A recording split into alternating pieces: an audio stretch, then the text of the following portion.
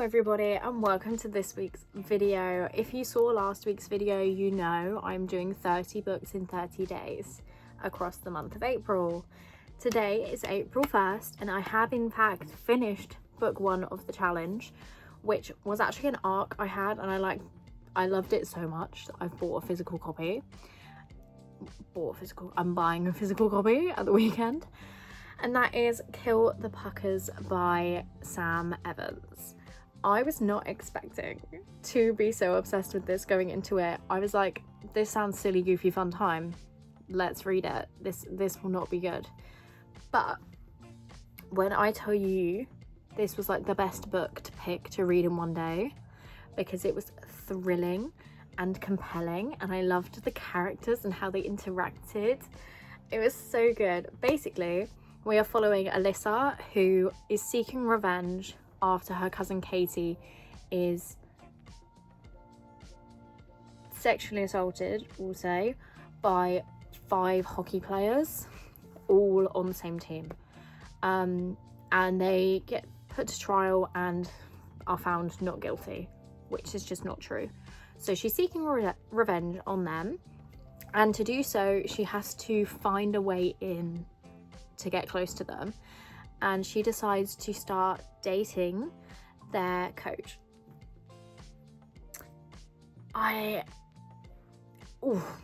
It was done so well. It was done so well. I literally don't know what to say. I've just written my review for it and I was out of words. I loved how Alyssa and Katie interacted. I thought their relationship was so sweet. I found the backstories for each character really, really well done. Like, they felt fleshed out. And the love interest, Mark, he was great. He was really good. It was spicy. We had then certain chapters where she would go off and kill someone. It was very, very thrilling. I enjoyed reading it very much. And I did in fact read it in one day. And based on the look on my face and my enthusiasm talking about it, I'm sure no one's surprised. I gave it a 5-star. It's one of those where I'm like, it's probably not going to stick with me the same way that Project Hail Mary, which is currently front runner for book of the year for me, like that book is going to stick with me for life. This book probably won't, but because I enjoyed it so much and I read it so quickly and I was just obsessed with it in the moment, I've already recommended it to like 7 people. It's a 5-star. It's a 5-star for vibes, you know? I don't know if everyone categorizes their 5 stars like that. Like, my 5 stars that are very much not for vibes and I think are genuine 5 stars that will stick with me forever: Promise Me Sunshine, Atmosphere, Project Hail Mary. They're like my most recent 3, I think. 5 stars that are just for the vibes: 3 Pucks and a Baby, Kill the Puckers, and what's another good vibey book that I gave 5 stars?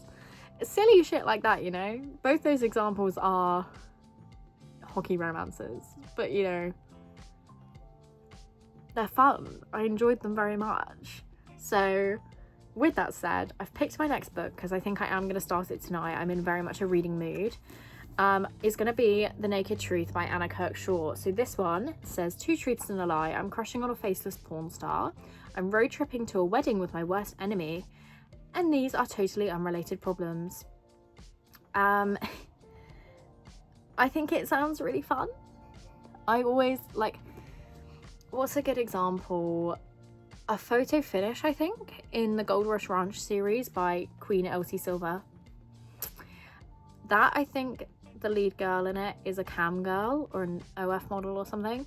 I love a plotline that involves that. I think it's so fun.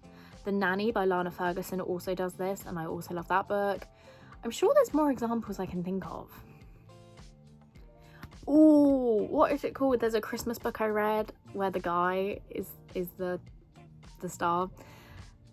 Is it Can I Tell You Something by Holly Jean Smith?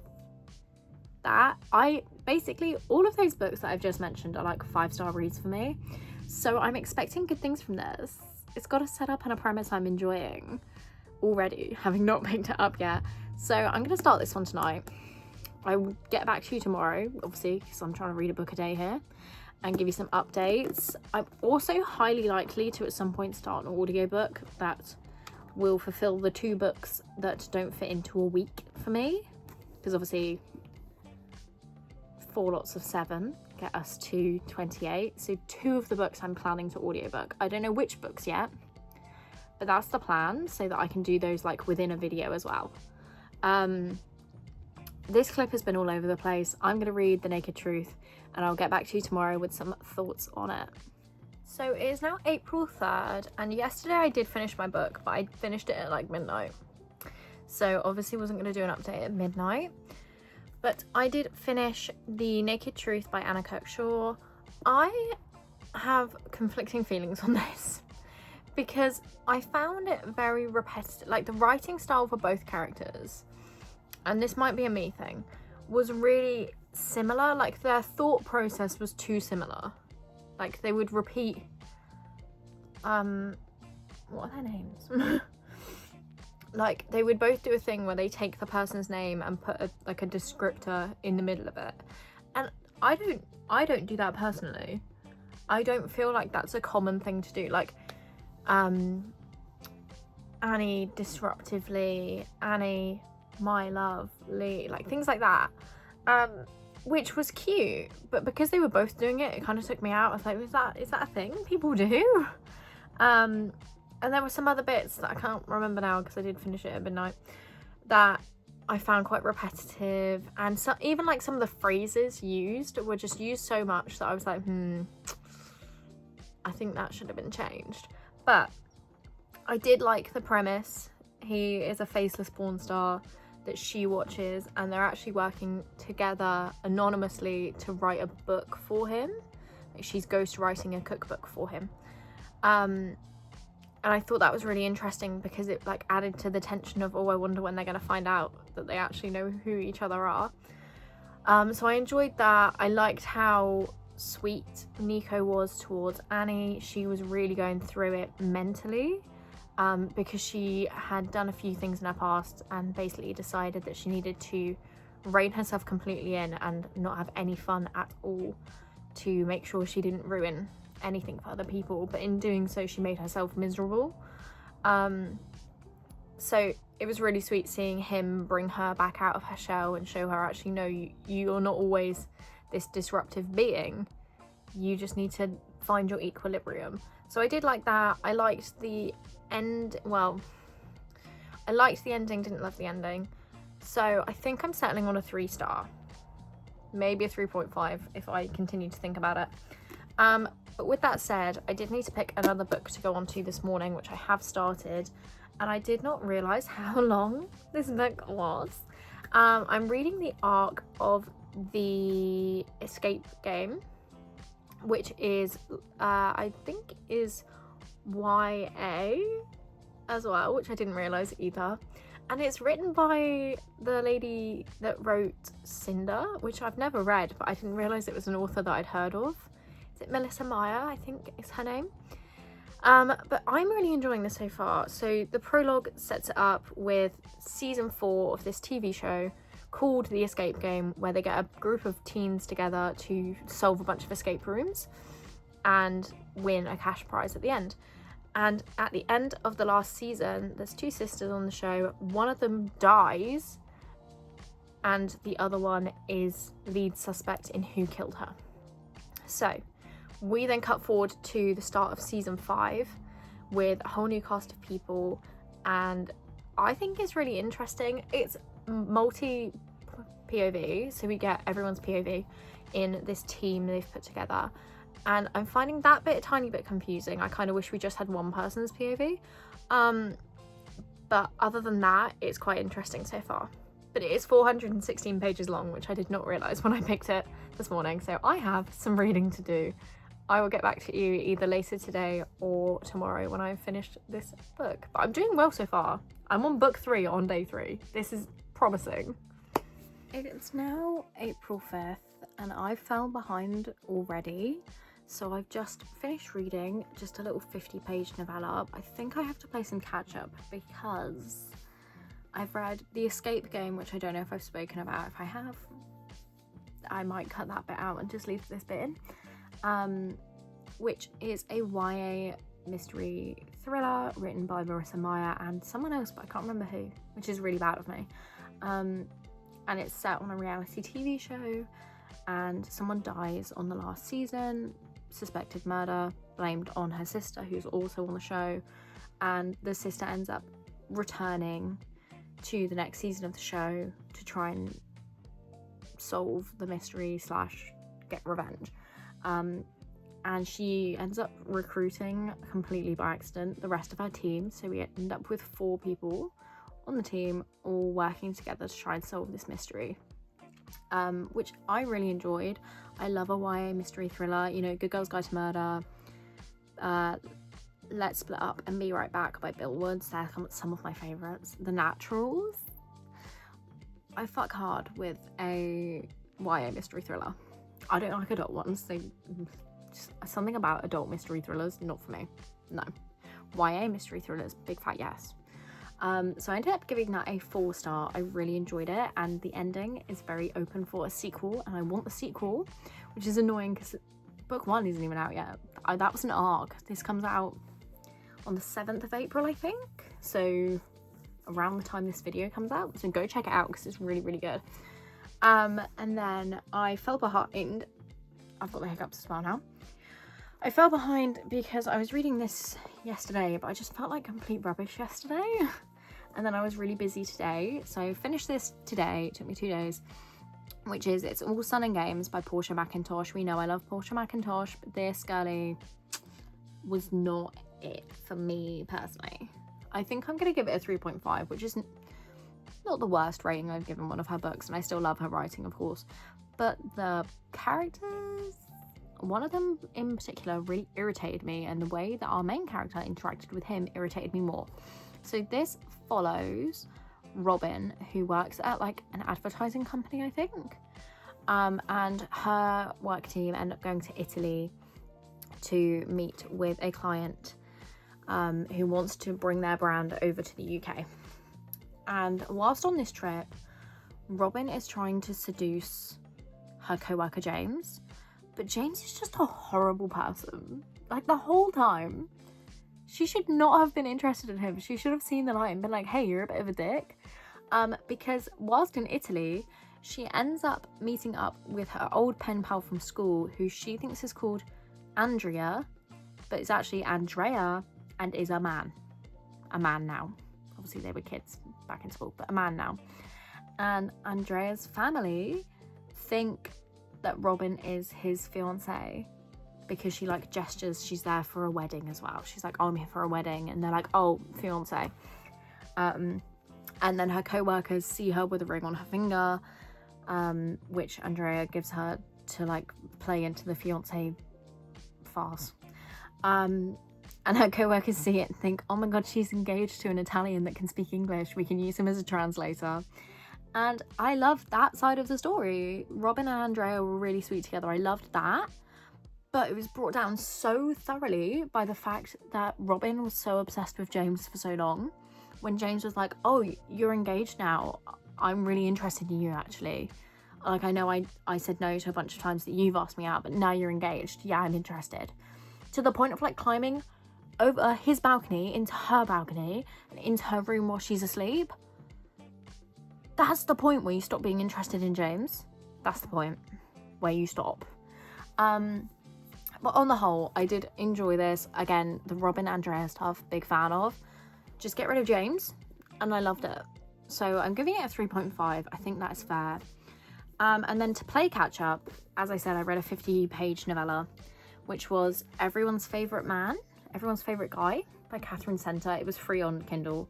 But it is like 2 childhood best friends that have fallen out, are reuniting with their mums, like their mums and them reunite, to go and spread the ashes of their dads that have both died. 50 pages was not enough. A lot of stuff got thrown at the wall here, and I don't think any of it stuck, if I'm being honest. Like, the reason they fell out, girl, if someone spoke to me like that, I would literally never forgive them. I don't give a flying fuck how long I've known them for, and if they didn't mean it and they had good reason to say it, oh no, No, I will never forget. I hold a grudge very, very hard. There's someone that upset me on my 18th birthday and I still haven't forgiven them. It's been 4 years and I've never spoken to them since. Maybe that's a me problem, but I would never forgive someone for what was said in this novella. Even with the reasoning, again, a lot of lore got thrown at you at once. It was kind of like a lot to put into my brain in one hit. And it was just sorted so quick. Like the novella took place over like 24 hours, which novellas, fine, they do that, but they don't try and rectify decades long fallouts in the span of like 10 pages at the end. So I'm giving that one a 2. I think if it was a longer book, I probably would enjoy it, but because it's 50 pages long, no, not for me, unfortunately. I have no idea what I'm going to pick up. My stack of books is behind me. You can see it with my lamp. I want to read something physically, like with my hands, because everything I've read in this video so far has been on Kindle. But I don't know what to pick. I kind of feel like a fantasy, but then from my pile over here, the only fantasy that isn't on Kindle is Paladin's Strength. And I don't want to read that. I'm actually debating whether or not I just DNF that series and get rid of them, because I don't have the pull to read them. But then I don't know what else to read, so maybe I'll give that a go, and if I want to DNF it I can, because that still counts as a book read for me. Yeah, I don't know what I'm going to be reading tomorrow or when I'm going to update. In fact, I have to update you within the next 2 days because that's how this video works. So we'll see what I read tomorrow. I don't know. I feel like I'm going to fall behind again. It's only been 5 days and I'm already struggling. So we will see. It is currently April 8th, which means I'm technically 1 day late filming this, but it doesn't make any difference, to be honest. I ended up picking up Playing with Fire by Cassie Truitt, and I'm really enjoying it, but I have not finished it, which means this will end up being finished in next week's vlog, because I'm just going to do all 4 of the 30 books in 30 days videos in one quick succession, hopefully. I am really, really enjoying this. I think it's going to end up being like a 4.5 potentially. I mean, you can see I've only got a tiny bit left comparatively, and I will finish it today, just not in time for this video. So next week, stay tuned for my full thoughts on this book. It is Cowboys, She's a Cam Girl, Brother's Best Friend. No, Best Friend's Brother. That's the trope. Best Friend's Brother, age gap, all the best things that I thoroughly enjoy in romance books. So it's not a surprise to me that I'm loving this. This was I think Cleo and I discovered this book together. She signed up for an ARC and I didn't, because I have too many ARCs as is, and she really loved it, which is why I ended up buying a copy of it. So this is technically a Cleo rec, and I do indeed agree with her wholeheartedly. This is incredible. I cannot wait to finish it later this evening. But as a roundup for the books that I've read in the first 7 days, I read Kill the Puckers, which was obviously a dark hockey romance. I gave it 5 stars. It was an ARC, but I have now ordered myself a copy of it. I read The Naked Truth, which I do indeed have, and I gave it 3 stars. I think I'm going to unhaul this. It was a fun time, but not enough for me to want to keep the book. I might actually see if Cleo wants this, because I think she would enjoy it as well. Maybe more than I would. Maybe more than I did. But it's odd that 2 of the books I read this week involved some form of canning. But yeah, I gave this a 3 star. It will be getting unhauled. Then I read The Escape Game, which was another ARC, a YA mystery, and I gave that one a 4 star and did order myself a copy of it. Then, of course, we read It's All Sun and Games by Portia McIntosh, which had so much potential if it wasn't for James. I hate James. He's awful. I did settle on giving this a 3.5. I still really enjoyed it. I love the writing style. You literally cannot go wrong with a Portia McIntosh book. And I will be keeping this one. Then, I no longer have a physical copy of this. I ended up DNFing Unsteady. which might be an unpopular opinion. I just found the main character really, really irritating, and I didn't like the writing style, so I got to, I think, page 123, and then I called it quits. So subsequently I have unhauled, unloved and unbound because I'm not going to pick them up, unfortunately. But that means 3 more books are off my TBR. So, and of course Playing with Fire, which is looking like a 4.5. So from that we've got The Naked Truth, All Sun and Games, Unsteady and Playing with Fire off of my physical TBR. Oh, I forgot, I did read a novella because I'm a cheat. I forgot to mention Everybody's Favourite Guy by Catherine Center, which was a novella, 2-star. Enough said.